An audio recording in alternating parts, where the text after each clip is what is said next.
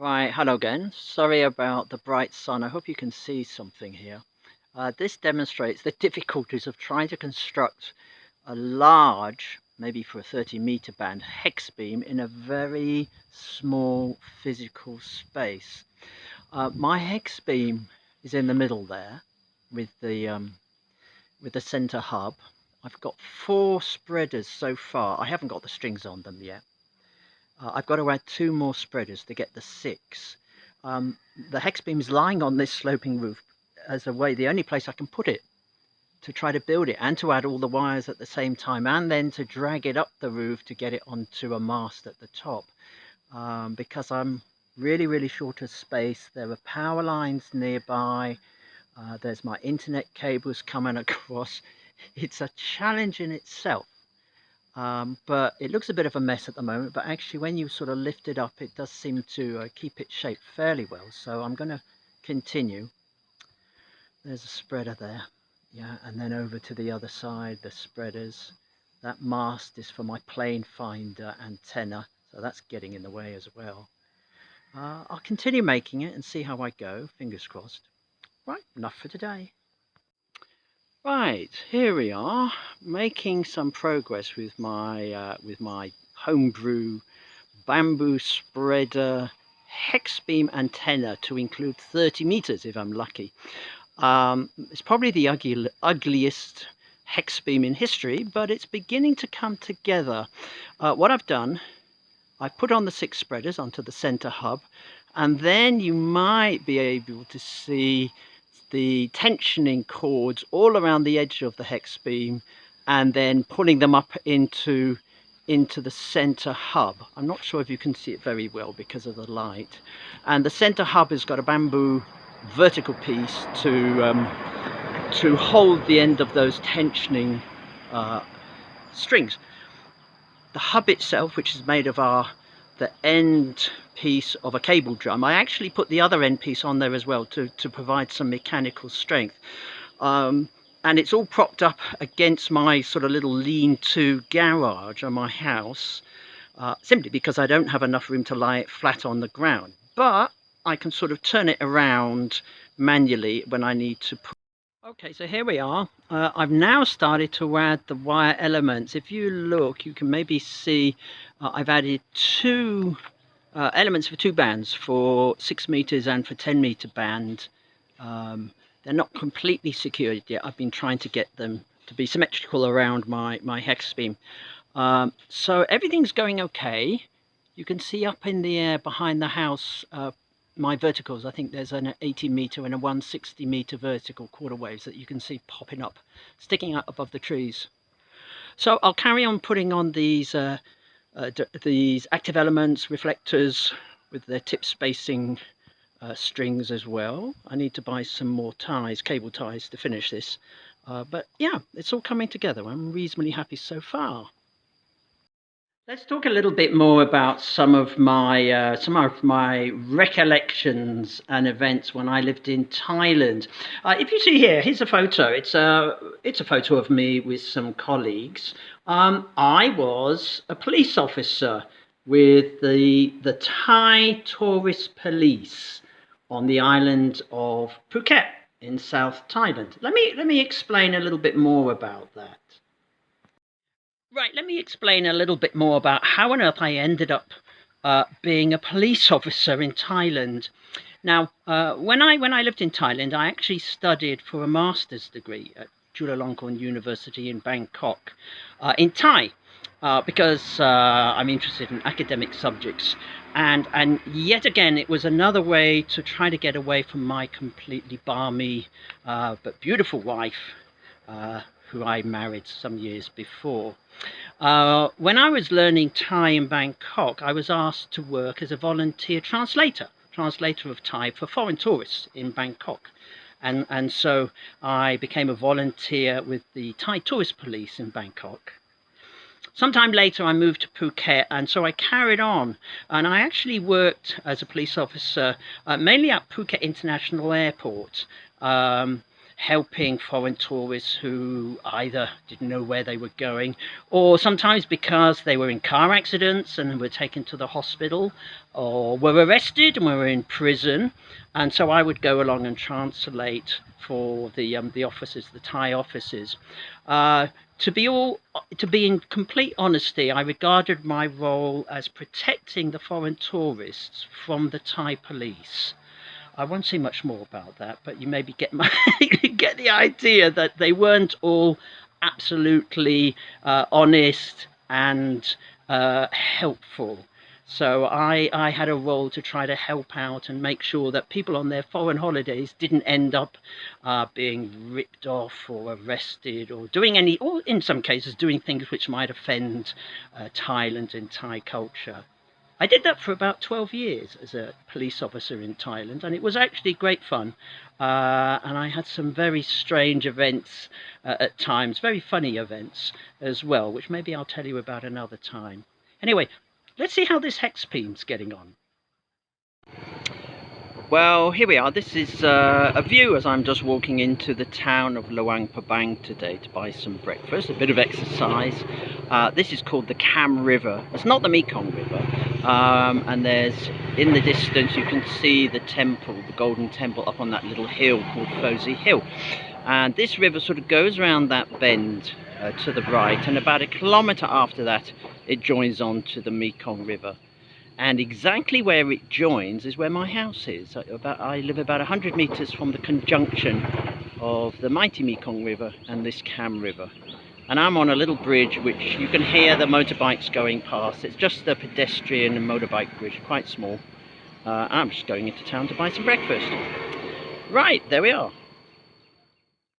Right, let's take another break from building this hex beam. For some more stories and reminiscences. I thought I'd actually tell you how I got into amateur radio. So I was living in the UK, and actually I blame my brother because when I was perhaps 8 or 9 years old, he gave me a radio that he got from a jumble sale, yeah, a rummage sale, and that I could listen to various broadcast stations on, and music and whatever like that. That got me hooked on radio, and at that time I really got into shortwave listening to broadcast radio stations from around the world, and the radios I used gradually got better and better, and my father bought me one for my birthday. I must have been about 12 years old or something, and that was all great fun. I really enjoyed it, and collecting QSL cards, verification cards from radio stations around the world. Now somehow I got involved in pirate radio, land-based pirate radio transmissions, so unauthorized illegal radio broadcasting on the medium wave band just to the locality of the town where I live, which was Leicester, or on the shortwave bands, so a more international audience. And so I was quite involved with pirate radio from about the age of 14 years old, and I was a disc jockey, probably one of the world's worst disc jockeys, and I was the engineer, which was of more interest to me, the technical side. And I would spend my Sundays out in the field putting up antennas, and many times I ended up being chased by the Post Office Radio Regulatory Division, who were the people, the departments at the time responsible for tracking down and closing down illegal radio stations. And on one occasion when they caught me, well, they didn't actually catch me because I ran faster than them, but they knew where I lived, and they came round to speak to my father, who was trying to watch the TV and didn't really take it too seriously. But they said to me, look, if you've got an amateur radio license, you know, we won't hassle you. You won't be breaking the law, and you can do all your technical stuff and there'll be no problems. So I took them at their word, and I studied, probably when I was about 17 or 18 years old, I took the amateur radio exam, City and Guilds amateur radio exam, and passed, and had a Class B license, G6JFY. But I didn't really use it, and I must be honest, and I hope I don't upset other radio amateurs by saying this, I actually found amateur radio very boring. I had an interest in the technical side, you know, building transmitters, building and testing antennas, but I really wasn't interested in talking to other old men, gentlemen, about what they had just done with their radio transmitter. You know, I was a student at college and university, and so, to be honest, I didn't really use amateur radio for many, many years. Fast forward to about 2002 when I emigrated to Thailand. And as something to do, I sort of reactivated my amateur radio. Because I had a British license, I was able to get a reciprocal license in Thailand, HS0ZIB, Hotel Sierra Zero Zulu India Bravo.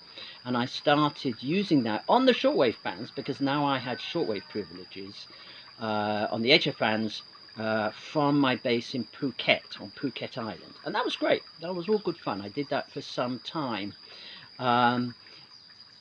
As I've said I think in the part 2, when I moved to Burma, to Myanmar, after a lot of effort, I was able to get my Burmese operating permit, not a license, operating permit, and I operated XZ2A for some time there.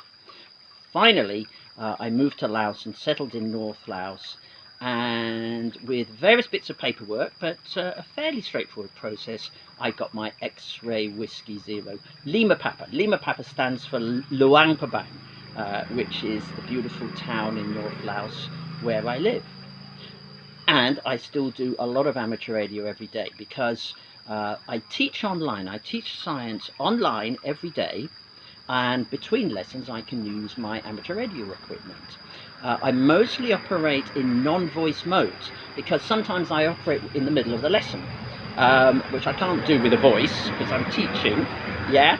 So I operate mainly digital modes and SSTV, because I can do that at the same time, and I can easily do it between lessons. It doesn't really disturb me, and it also reconfirms my attitude that I find speaking to other hams a little bit boring. Maybe it's me who's boring, I don't know, but to be honest, my little peanut station really doesn't get out very well in terms of voice modes. It's better to use the modes, the digital modes, where, you know, the signal to noise ratio, you don't need a lot of power to get your signal around the world, and that's what I do, and that's great fun.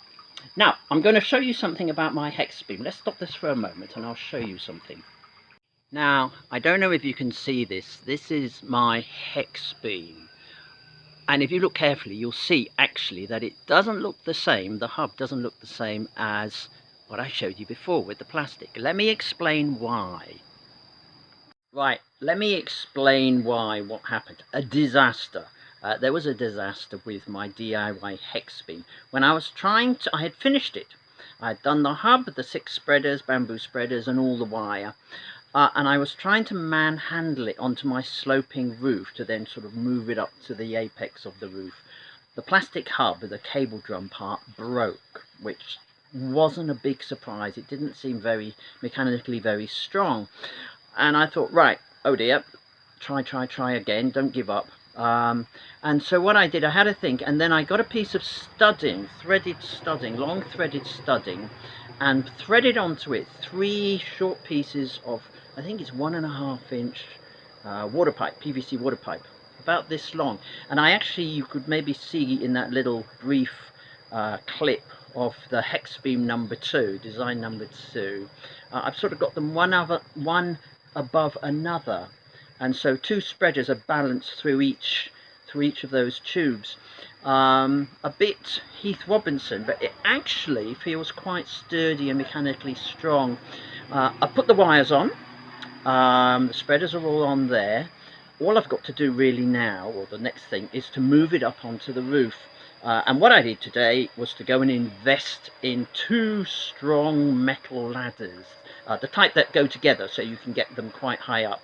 And I'm actually waiting right now for those ladders to be delivered, and then I'm going to be able to move on to the next step of trying to get this Hex Beam design number 2 up onto my roof, up onto the pole, and then I can do some checks on the resonant frequency and SWR, etc, and see if I need to tweak it or do something like that. So things are going well. So I'll stop this little video right now, and then next time more about the Hex Beam and some more stories as well, some more stories about my crazy life. All right, great, see you soon.